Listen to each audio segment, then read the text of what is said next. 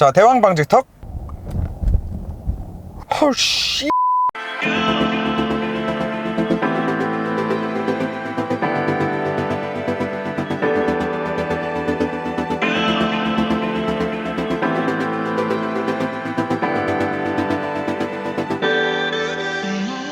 자, 여러분 안녕하세요. 모토라인입니다. G90이 드디어 나왔습니다. 드디어. 올해도 기다렸다. 사실 요즘에 무슨 신차가 나온다라고 해도 이렇게 큰 기대감을 갖기가 힘들어요. 다 고만고만한 디자인에 이제 조금씩 바꿔서 살짝 승차감 바꿔서, 사실 그런 부분들도 포인트 잡아가지고 쥐어짜내느라고 사실 저희 같은 사람들도 고생이 많은데, 이 차는 할 말이 많은 차거든. 자, 거두절미하고 에어 서스펜션 얘기부터 좀 해보도록 하겠습니다. 자, 현대차가 마지막으로 에어 서스펜션을 사용했던 게 아마 전 에쿠스일 거예요. 자, 이 에어 서스펜션에 그토록 궁색한 현대가 드디어 이 제네시스의 G90 플래그십 모델 신형을 필두로 에어 서스펜션을 화끈하게 부활을 시켰어요. 원래 GV80 때에도 뭐 에어 서스펜션이 들어가니 마니 뭐 이런 얘기들이 있었는데 결국에 안 들어가고 출시가 됐었고, 이번 G90에 또 뭐 들어간다 만다 뭐 말들이 많았었는데 진짜로 이제 들어가서 나왔는데 보니까 3챔버 에어 서스펜션을 사용했어요. 저희 모토라인 채널을 자주 시청하시는 분들께서는 익숙하시겠지만 3챔버 에어 서스펜션이 들어간 차량들을 리뷰할 때마다 제가 정말 극찬을 아끼지 않았는데, 대표적으로 어떤 차종이 있냐, 뭐 카이엔 터보, 타이칸, 이트론 GT, 그리고 또 뭐 파나메라 GTS, 이런 차량들에 사용되는 서스펜션이에요. 뭐가 그렇게 대단했냐면, 원래 우리가 서스펜션 생각하면 떠올리는 그 쇠로 만들어진 스프링 있잖아요. 그 스프링 대신에 에어 주머니를 갖다 넣어서 그 공기 주머니의 부드러운 느낌을 승차감에서 느끼게 해주는 게 에어 서스펜션인데, 그 안에 에어 주머니가 원래 그 주머니가 하나였다라고 하면은 요거를 세 구역으로 나눠놔서 3챔버예요. 그런데 이 세 구역으로 나눠놔서 생기는 장점이 뭐가 있냐, 요즘 차량에는 정말 수없이 많은 이런 센서들이 들어가잖아요. 앞에 뭐 차선을 읽는 카메라도 있고, 차간 거리를 인식하는 또 뭐 레이더도 있고, 곧 있으면 이제 라이다도 한국차에도 이제 적용이 되기 시작하는데, 여러 가지 센서들이 또 많이 들어갑니다. 그러면 그런 센서들을 통해서 앞에 원래 차선을 읽는 이 카메라를 활용해서 앞에 노면도 읽는단 말이에요. 그러면 이 무수히 많이 들어오는 정보들을 가지고 이제 승차감을 개선시켜줄 수 있는 방법들이 생기는 건데, 사실 원래 제네시스가 사용하던 이 에어 서스펜션이 아니라 그냥 코일 스프링이 들어가 있는 서스펜션만으로는 댐퍼를 아무리 하드하게 만들었다가 소프트하게 만들었다가 한다 한들 승차감을 좀 이렇게 드라마틱하게 개선시키기에는 좀 역부족이었단 말이에요. 반응 속도도 한계가 있고, 댐퍼 순간적으로 딱딱하게 했다가 소프트하게 했다가 하는 거는 사실 이런 G90처럼 기본적으로 컴포트한 세팅을 기본 바탕으로 만든 차들에는 더더욱이나 그걸 바꾼다 한들 몸으로 느끼기가 쉽지 않단 말이야. 그런데 에어 서스펜션이 들어가고 그 주머니를 세 구역으로 나눠놓게 되면 평상시에 이런 그냥 찰랑찰랑 떠다닐 때는 3챔버 이 주머니 세 개 통로를 다 열어서 그 공기가 들어가 있는 최적을 최대한 크게 해서 사용을 하다가 급격한 차선 변경이 이루어진다, 이런 식으로 급브레이크가 들어갔을 때 노즈다이브가 된다 라고 하는 이런 모든 상황에 뚫려있던 연결 통로만 하나 맞고 두 개 맞고 뭐 세 개 다 썼다가 하나만 썼다가 두 개만 썼다가 이런 식으로 순간순간 컨트롤을 하면서 그 최적을 가지고 놀면서 승차감을 순간적으로 풀기도 하고 조이기도 하고, 또 이런 고속 선회시에 롤이 발생하는 구간에서는 오른쪽은 풀고 왼쪽은 하나만 쓰던가 두 개만 써서 조금 더 순간적으로 하드하게 차체의 롤을 재어줄 수 있는, 진짜 운전자한테 직접적으로 승차감에 큰 차이를 만들어주면서, 우리가 보통 그냥 에어 서스펜션 하나만 들어가 있다라고 해도 승차감 너무 부드럽고 고급스럽다, 뭐 대표적으로 S클래스처럼 뭐 그런 얘기들을 많이 하는데, 이 3챔버가 들어가게 되면은 이제 거기서 또 한 번 넘사벽 차원의 승차감이 만들어진다는 거죠. 결과적으로 지금 이 녀석이 만들어주는 승차감은, 여기 S클래스 있네. 지금 저 S500 저거 지금 그냥 일반 에어 서스펜션 들어가 있단 말이에요. 물론 S클래스도 이 액티브 바디 컨트롤까지 옵션으로 들어가는데, 뭐 풀옵션 모델을 탄다라고 하면은 얘기가 분명히 달라질 수 있겠지만, 그게 아니라 그냥 일반 에어 서스펜션이 들어가 있는 지금 저 S500 같은 모델과 비교를 한다라고 하면은 지금 이 G90의 승차감이 더 좋습니다.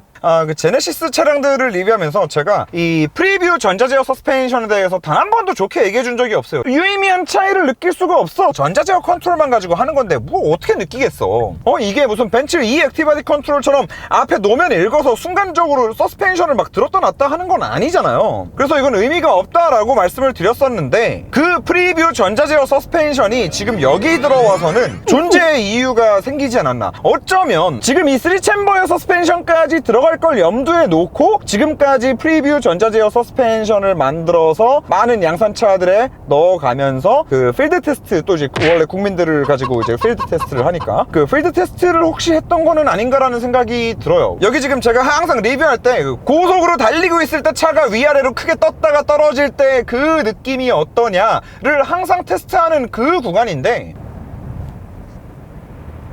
이야, 그 고속으로 달리고 있을 때 차가 떴다가 떨어질 때 그 폭을 정말 엄청나게 잘 억제시킵니다. 에어 서스펜션이 들어갔다고 해가지고 무조건 다 그게 억제되는 건 아니거든요. 벤츠의 이 액티브 바디 컨트롤 같은 경우도 노면을 읽은 다음에 방지턱이 있으면 자기가 위로 이렇게 서스펜션을 들었다 놔주면서 그 방지턱을 순간적으로 완전히 삭제를 시켜버린단 말이에요. 그리고 이거는 뭐 벤츠의 이 액티브 바디 컨트롤 뿐만 아니라 그 전 버전인 벤츠의 매직 바디 컨트롤, MBC 때도 저희가 그 마이바흐를 가지고 방지턱 넘는 거 비교 영상까지 만들어서 보여드리고 했었는데, 얘는 지금 그 정도 수준까지는 당연히 아니지만 일반적인 에어 서스펜션이 들어가 있는 거랑은 또 다른 느낌이다. 정확하게 제가 로직까지 알지는 못하지만 방지턱을 처음에 먹을 때는 챔버 3개를 다 열어서 최대한 부드럽게 먹어준 다음에 떨어질 때 뭔가 좀 트릭을 쓰는 것 같아요. 이게 그렇지 않고서는 차가 이렇게까지 위로 크게 떴다가 떨어지는데 이렇게 사뿐하게 떨어질 수가 없거든. 50km로 넘은 건데 방지턱, 저기 꽤 큰 방지턱이거든요. 같은 원리에서 이 무거운 차가 급 코너를 감아 나가는데 이런 부드러운 승차감을 가지고 있으면서도 이렇게까지 롤 억제가 잘 된다라는 거는 이 3챔버 에어 서스펜션이 진짜 정말 열일하고 있다라는 얘기고, 그리고 더 나아가서는 이 로직 자체도 처음 만든 것 치고는 상당히 똑똑하다. 그 프리뷰 전자제어 서스펜션을 그래도 몇 년 동안 만들어 오면서 쌓인 데이터들이 여기에 좀 접목되지 않았나 라는 그런 추정을 해보는 겁니다. 진짜 이거는 놀랍습니다. 놀라운 승차감이에요. 플래그십 세단들 제가 승차감 순위를 항상 말씀드릴 때 S클래스 있고, 그 다음으로 신형 아우디 A8이 진짜 S클래스에 진짜 근접할 정도로 엄청난 승차감을 이번에 보여줬고, 7시즌 저 아래 이따 이렇게 말씀을 항상 드렸었는데, 그냥 S클래스 기본형 에어 서스펜션 들어간 모델과 비교했을 때는 지금 플래그십 세단들 중에서 서스펜션의 범프와 리바운드를 고급스럽고 부드럽게 만들어주는 그 능력만 놓고 봐서는 지금 이 G90이 플래그십 세단들 중에 지금 가장 상위에 있는 느낌을 받습니다. 분명하게 받습니다. 자, 여기도 한번 잘 보세요. 지금 고속으로 달리면서 여기 업앤다운이 굉장히 심한 도로거든요.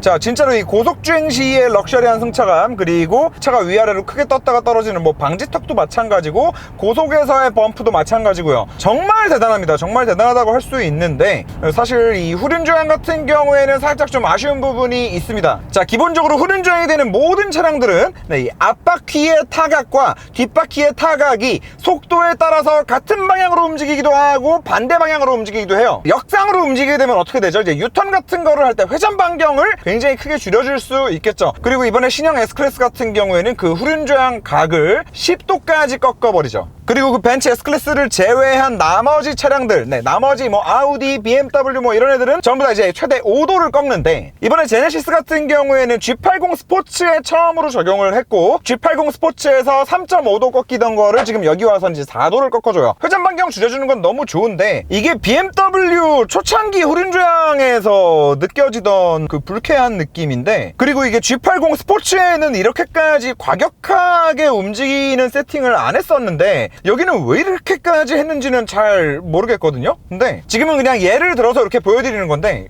이렇게 하잖아요.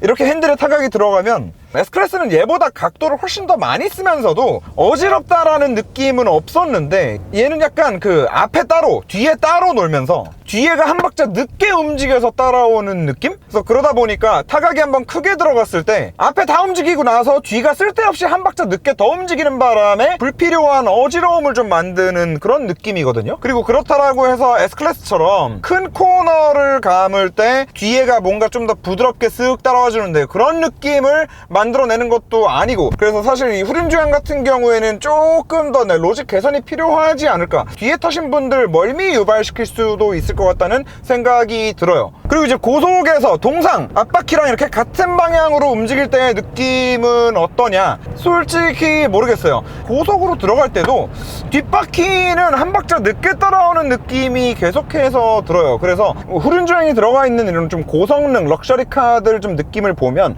급차선 변경을 하러 딱 들어갈 때도 조금 더 빠르고 날렵하게 들어가서 중앙을 유지할 때도 차선 변경을 다 하고 난 다음에까지 개입을 해주면서 직진 안정성에까지 도움을 줬다라고 하면은 얘는 오히려 저속에서나 고속에서나 운전에 괜히 방해가 되는 느낌이 계속 들고, 물론 뒷바퀴가 4도만 꺾여줘도 주차하는 것부터 시작해서 골목길 빠져나오는 이 모든 상황이 다 너무나 편해지기 때문에 버리기 힘든 부분이라고 할 수는 있겠으나 만약에 저한테 이 G90을 사라고 한다라고 하면 저는 후륜주행은 뺄 것 같아요. 아직까지는 이 후륜주행으로 인해서 얻을 수 있는 장점보다는 이 운전하면서의 이 불쾌한 느낌이 단점으로 다가오는 게 더 큰 것 같다.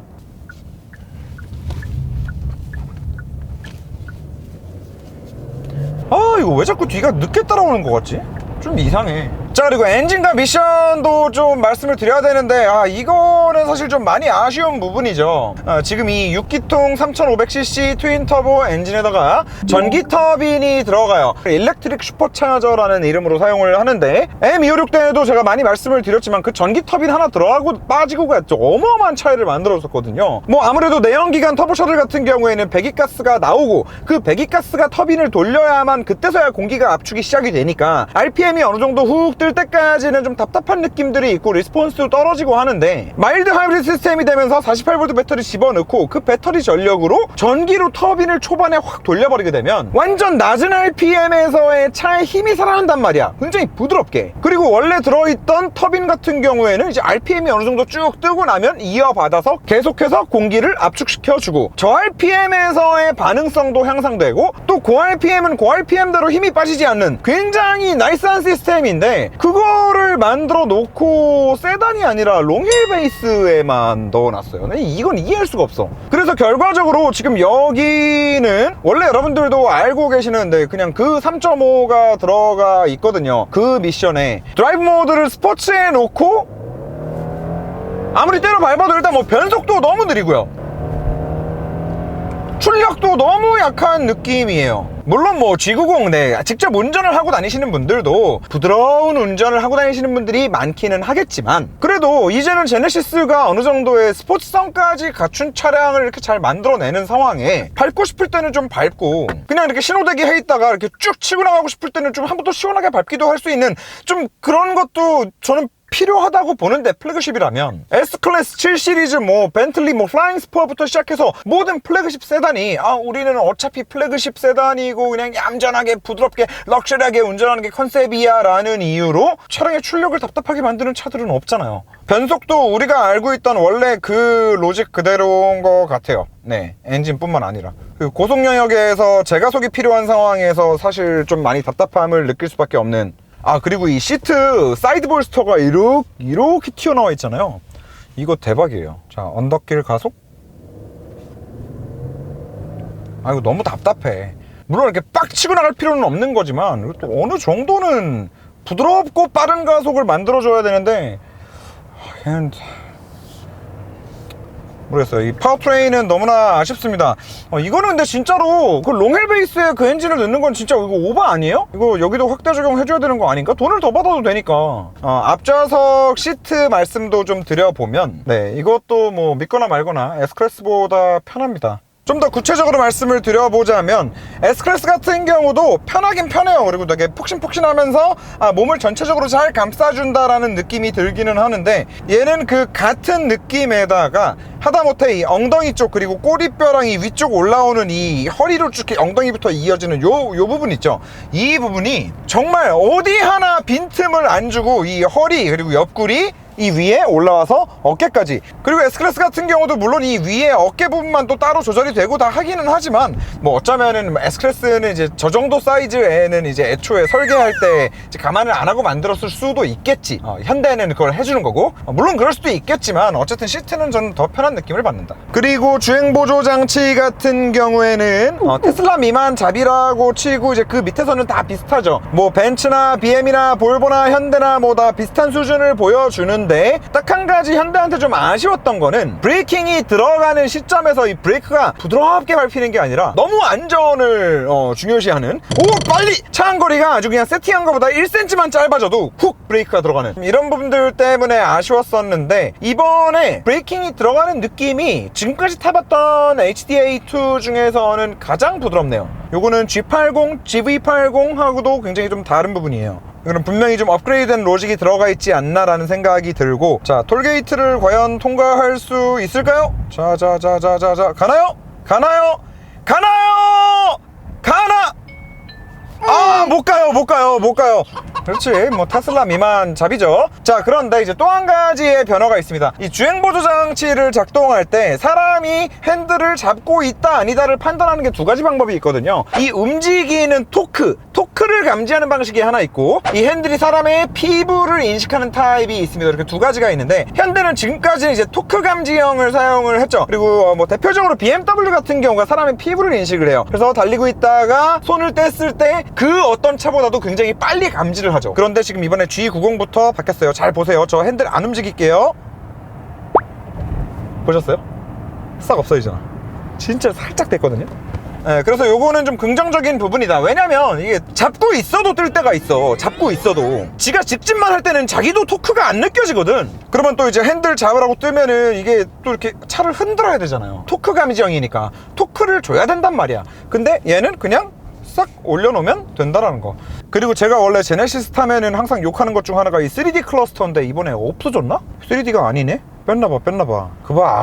아니라고 했잖아. 근데 이 증강현실 내비게이션은 아직 들어와 있는 것 같네요. 이제 증강현실 내비게이션 같은 경우에는 지금도 보여드리면, 얘가 이렇게 차선을 읽잖아요, 지금. 그런데 여기가 지금 몇 차선인지까지는 인지를 못한단 말이에요. 1.1km 앞에 가서 지금처럼 좌회전을 할 거다라고 하면, 야, 이 차선이 아니라 차선을 이렇게 왼쪽으로 가세요 라고 차선도 바닥에다가 그려서 안내 정도는 해줘야 진짜 이게 증강현실로서 의미가 있는 거지. 이렇게 그냥 내가 가고 있는 차선에다가 파란 줄 하나 그어주고 여기에다가 뭐 500m 앞에 좌회전입니다, 요거 띄워주는 거는 사실 이거는 의미가 없다. 다만 요즘에 클러스터에 정말 좋은 게 요거 말고 이제 길 안내 받을 때 요거 같이 띄워놓으면은 전 너무 편하더라고요. 이게 이제 메인 디스플레이에는 그냥 수직뷰를 이렇게 띄워놓고, 3D 뷰를 내가 가는 방향으로 이렇게 하나 띄워놓고, 그리고 여기 또 HUD에도 정보가 함께 나오잖아요. 요거 세 개 복합적으로 보면은 초행길, 길 찾아다닐 때 뭐 이럴 때는 사실 굉장히 큰 도움을 받을 수 있는 좋은 시스템이라고 할 수 있겠고, 그리고 요 공조장치 부분은 이제 요 금형 노래방이라고들 이제 말씀들이 많으시던데, 그 실제로 금형 노래방 느낌은 없는데요. 하이그로시까지는 좋은데 이 버튼이, 이런 디테일은 조금 돈을 아끼지 않았으면 좋겠어요. 저는 이게 버튼 끝쪽이 다 이렇게 우글우글한 게 보여요. 그러면은 이게 멀리서 보면은 전체적으로 우글우글하단 말이야. 진짜 이 끝에 모서리 1mm도 안 되는 그 부분의 디테일이 핵심이고 생명인 부분이란 말이에요. 그래서 요거는 조금 아쉬워요. 그리고 햅틱 반응 좀 더 좀 잘 좀 해주면 좋을 것 같은데, 안에 그냥 이렇게 모터 하나 잉 하는 것 같은 느낌. 와, 이런 거 미칠 것 같아. 이 위치 봐요, 위치. 진짜 미치지 않았어, 이거? 이러면 진짜 꽂아놓고 다닐만 하지. 초고속 충전 지원되는 패드들은 여기 패드에 구멍 뚫려 있어요. 덕분에 상당히 충전 속도가 이제 꽤 잘 나옵니다. 그래서 이것도 이제 쓸만하고요. 이거는 이거 뭐 모드 큐레이터 뭐 이런 거 다 이렇게 해야 되는데, 이런 건 제 전문 분야가 아니니까, 이런 것도 이제 저희 채널 출연자분이신 BPD 솔님, 윤수님, 다들 영상 촬영하러 아까 오셨더라고요. 윤수님 채널과 BPD님 채널을 참고해 주시면 좋을 것 같습니다. 자, 여러분, 이제 뒷자리에도 터서 지금 차가 움직이고 있습니다. 지금 시승 도와주시는 분께서 운전을 좀 해주시 느끼고 계시고요. 한 60-70km 정도 속도로 지금 쭉 달려왔는데 확실히 앞쪽에서 느껴지는 승차감과는 분명히 좀 다른 부분은 있어요. 시트가 사실은 우리가 승차감을 느끼는데 어마어마한 큰 영향을 주거든요. 뭐 대표적으로 예를 들어서 서스펜션 관련된 튜닝을 아무것도 안 한 상태에서 시트를 만약에 순정 시트에서 버킷 시트로 바꾼다, 그것만으로도 승차감이 어마어마하게 딱딱해진다는 걸 느낄 수 있습니다. 실제로 그래요. 그만큼 아래서 일단 큰 요철들을 서스펜션, 뭐 스프링, 뭐 여러가지 차체들도 같이, 뭐 부싱들도 함께 잔진동부터 큰 진동들까지 걸러내 주지만 최종적으로 우리 몸이 묶여있는 이 시트가 이 느낌들을 어떻게 전달을 해주느냐, 시트에서 마지막으로 최종적으로 또 어떻게 한번 필터링을 해주느냐가 또 굉장히 큰 역할을 하는데, 이전 G90 3세대 구형 G90의 뒷좌석 시트도 이 시트는 진짜 S클래스 이상이다 라고 생각이 들었었는데 이번에 사실 더 좋아졌어요. 솔직히 7 시리즈는 저는 그 차는 뒷좌석을 아예 그냥 갖다 버려야 되는 차라고 생각을 하기 때문에 7 시리즈는 뭐 그렇다고 치고, S클래스 같은 경우에 시트가 정말 편한데 얘는 지금 S클래스랑 비교를 한다 하더라도 이제 아예 그 이상을 보여주지 않나라는 생각까지 듭니다. 아까도 말씀드렸듯이 지금 앞좌석 같은 경우에는 허벅지를 받쳐주는 볼스터가 아예 위쪽으로 이렇게 올라와 있잖아요. 무슨 뭐 풀 버킷 시트를 타고 있는 것처럼 그런 사소한 하나가 몸을 엄청 편안하게 운전하면서 안정감을 만들어주는데, 그와 마찬가지 맥락에서 지금 얘 뒷자리 시트는 군데군데를 이제 디테일하게 잡아주는 이 느낌들까지 더해져서 좀 안정감까지 추가로 준다라는 거. 물론 S클래스 같은 경우도 최상위 옵션으로 올라가서 그냥 일반 에어 서스펜션이 아니라 그 이 액티브 바디 컨트롤까지 들어가게 되면 또 이제 완전 또 차원이 다른 넘사벽 수준의 승차감, 롤 제어 능력을 보여주기는 하지만 그냥 같은 에어 서스펜션끼리 놓고 비교를 한다라고 했을 때 그렇다는 겁니다. 지금 여기 골목길이 그 좌우 바퀴가 계속 엇박자로 범프됐다 리바운드됐다 하는 이런 구간이거든요. 이런 구간에서 차량이 이제 위에 스테빌리티를 유지하면서 가는 이 능력은 분명히 확실히 더 좋네요. 자, 실내에서 뭐 눈으로 볼 수 있는 것들 중에 한 가지 아쉬운 거는 도어의 요 면 있죠? 여기 팔 닿는 부분, 여기 이게 면적이 굉장히 크거든요. 이 큰 면적에 이게 옵션이 다 들어가도 별도의 어떤 디자인이 들어가지 않는다라는 거. 롱헬 베이스 같은 경우에는 이 부분이 이제 다 퀼팅이 쏙 들어가죠. 고급스러운 가죽 컬러가 많은 데다가 퀼팅도 이쁘게 잘 넣어놔서 이 부분이 사실 저는 굉장히 큰 임팩트를 줬었는데, 솔직히 요거까지는 그냥 세단 모델에도 적용을 해줘도 되지 않았을까. 그리고 이 글로우 박스에 소독 기능 넣는 거, 이거는 좀 솔직히 궁금하기는 해요. 이게 만약에 코로나 시대가 아니었어도 이런 옵션이 탄생했을까. 종식이 되고 나서도 옵션이 살아있을지는 한번 좀 봐야 될 것 같습니다. 저기 효과가 있나 근데 이게? 자, 그리고 롱힐 베이스가 아니더라도 기본적으로 전연장이 엄청나게 길기 때문에 앞에 풋레스트가 올라오면 먼저 발을 올려주고 마지막에 이제 허벅지를 서포트해 줄 수 있는 녀석도 끝까지 올라와 주게 됩니다. 다행입니다. 저 앞에 시트백이 더러워지면 어떡하나 하고 있었는데 발이 안 닿네 이씨. 자, 기본적으로 롱힐 베이스 모델이 아니라고 하더라도 뒤로 눕는 각도 자체도 일반 S클래스랑 비교하면은 사실 안 되는 수준이죠. 요 각도는 마이바흐랑 비교를 해야 되는 각도고, 그리고 이전 모델 같은 경우에는 이렇게 쭉 펴줬을 때 다리를 얹으면 뭔가 모르게 좀 어색했었거든요. 뭔가 모르게 종아리가 닿아야 될 부분이 살짝 붕 뜨면서 발꿈치가 딱 대어야 되는 부분이 또 살짝 뜨고 약간 좀 뭔가 어색한 부분이 있었는데, 이번에는 이 등받이가 눕는 각도부터 시작을 해서 이 다리를 편하게 서포트해주는 이 모든 게 좀 사실 완벽해진 것 같습니다. 근데 물론 뭐 이제 이렇게 뒷좌석의 각도를 이렇게까지 눕힐 수 있게 만들어낸다 라는 것 자체가 이제 이 시트 뒤에 또 많은 장치들이 들어가게 되거든요. 트렁크 공간을 많이 뺏어 먹습니다. 그래서 이 차량이 굉장히 큰 대형 플래그십 세단임에도 불구하고 롱힐 베이스 모델도 마찬가지입니다. 트렁크 공간이 에러다. 자, 그리고 뭐 이지 클로즈 시스템 들어가 있잖아요. 요거 이제 뭐 말들이 많은데, 뭐 롤스로이스에서나 보던 옵션이어가지고 생소하신 분들도 많을 겁니다. 그런데 롤스로이스 타시는 분들 보면 대부분 그냥 답답해가지고 손으로 닫습니다. 그런데 약간 얘는 코리안 패치가 좀 된 것 같아요. 버튼을 눌렀을 때 문 닫히는 속도가 좀 빨라요. 롤스로이스는 솔직히 그거 답답해가지고 못 기다리고 있겠거든. 계속 누르고 있어야만 닫히는데 지금 얘 같은 경우는 버튼 하나 누르면은 그냥 끝까지 닫히기도 하고, 이 이지 클로즈 도어가 조금 감동인 게 이 버튼 구성을 정말 기가 막히게 한 것 같아요. 일단 도어에도 버튼이 하나 있잖아요. 이 도어에 있는 버튼 같은 경우에는 누르고 여는 거죠. 그냥 그냥 이렇게 누르고 열면 되는 거고, 닫을 때는 요걸 눌러도 되는데, 요걸 눌러서 닫아도 되는데, 이렇게 멀리 가 있을 때는 또 저걸 눌러서 닫기 힘들잖아. 그래서 안쪽에 버튼을 하나 더 만들어 놨고, 뭐 운전석 뒤에 타서 네, 조수석 뒷문을 닫는 것도 네, 이쪽에 지금 버튼이 싹 다 들어와 있기 때문에 가능해지고요. 밖에서 기사분들이 닫아주신다 라고 했을 때는 문이 열려 있는데 기사분이 요거 닫고 도망 나가야 되잖아. 이게 속도가 굉장히 빠르기 때문에 네, 그럴 때는 이제 밖에 도어 캐치에 있는 버튼을 또 살짝 터치를 해주면 네, 밖에서는 또 닫을 때 그 버튼으로 닫을 수 있고요. 도어를 닫을 수 있는 버튼이 총 3개다. 네, 요렇게 알고 계시면 될 것 같습니다. 자, 뭐 마무리를 해볼까요?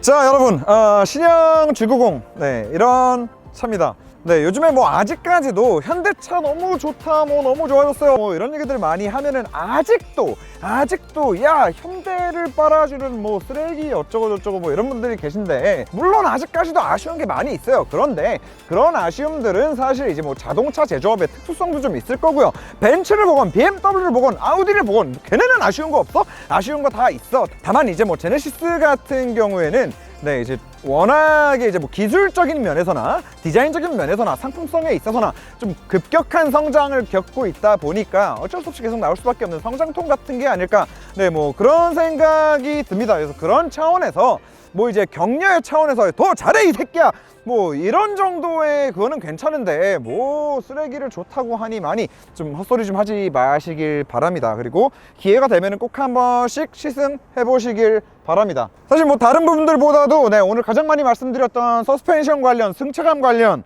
네, 이 차량의 핵심이 아닐까라는 생각이 들고, 개인적으로는 플래그십 차량이다 라고 하면은 그 무엇보다도 가장 우선시돼야 되는 게 승차감이 아닐까, 네, 또 그런 생각이 드는데, 그런 면에 있어서 네, 합격이다 라는 말씀을 드리고 싶고, 물론 뭐 아직은 제네시스라는 브랜드, 그리고 또 뭐 국산차 또 G90라는 뭐 이런 또 브랜드, 이 브랜드 밸류 자체가 어떻게 벤츠를 앞서고 뭐 S클래스를 앞서겠습니까? 네, 뭐 그런 부분이 있기는 하지만 그냥 어디까지나 나는 그냥 그 본연의 상품성만 놓고 편안하고 고급스럽게 스트레스 받지 않으면서 차를 타고 싶다 라고 하시는 분들은 네, 한 번씩 시승을 해보시고 비교를 한번 좀 해보시면서 결정을 하시면 좋지 않을까. 그리고 다시 한번 말씀드리지만 네, 3챔버 서스펜션 같은 경우에는 옵션을 반드시 넣으셔야 되는 부분이고, 네, 후륜조향은 충분히 시승을 해보신 다음에 저는 웬만하면 네, 안 넣으시기를 좀 추천을 드리고요. 네, 오늘 뭐 여기까지 말씀드릴 수 있을 것 같고, 잠시만요. 신제품이 나왔어요. 슬릭입니다. 슬릭인데 진짜 그냥 이렇게 차에 편하게 뿌려주시면 됩니다.